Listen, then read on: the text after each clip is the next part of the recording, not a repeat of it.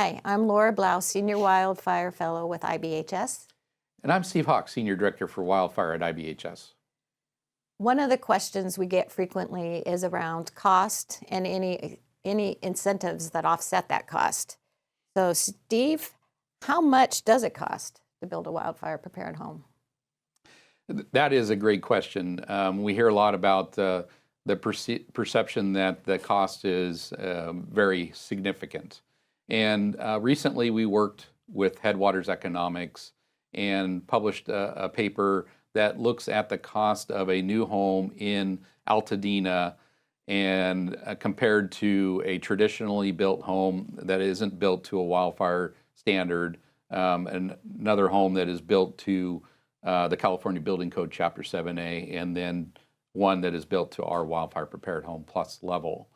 And we found that building cost of materials only, increases the cost from a traditional home to wildfire prepared home about $15,000, about 3% added cost above the traditional home cost. And if you look at that cost spread out over a 30-year mortgage, that's about $50 extra per month over the life of the 30-year mortgage. And are there grants or rebates or incentives that can help offset that cost? Yeah, there's for the Los Angeles County rebuild effort, there's what's called the Delta Fund. And it's managed by the Resiliency Company, a nonprofit organization. And that is to help homeowners with their rebuild effort to cover the cost that above a traditionally built home to Wildfire Prepared Home Plus. So you can apply to the Delta Fund for either a grant or a low interest loan that can help with the added cost. That sounds like a great deal. But what if my builder or my contractor says it's too expensive and it's not necessary? Well, to receive the designation from IBHS for the Wildfire Prepared Home program, the home has to meet the standards that are in the technical standard for the program. And so it's really critical that those standards are met.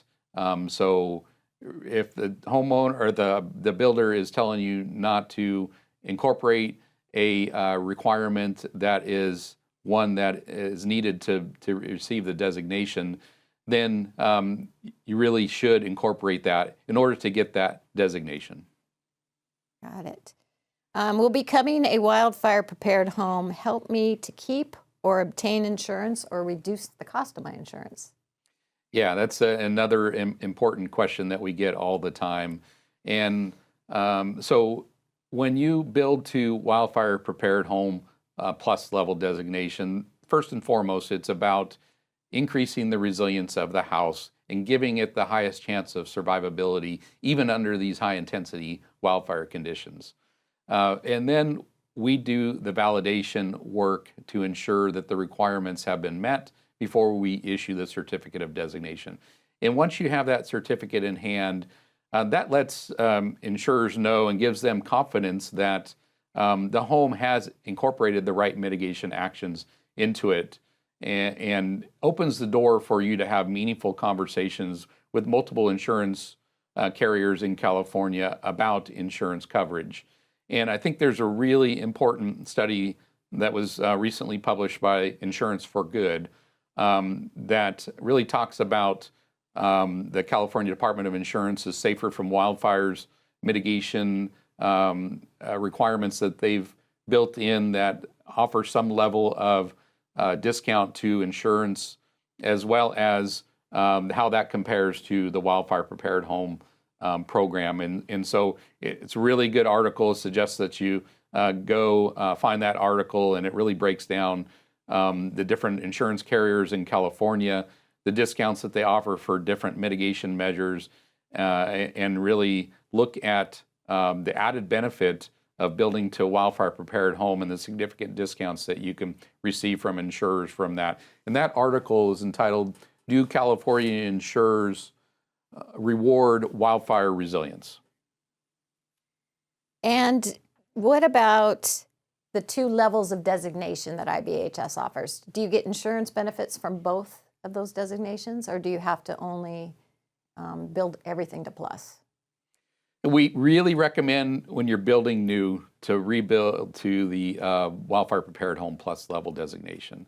It provides the highest level of protection from the flames, the radiant heat, and the embers from these high intensity fires, and gives your home the best chance of surviving.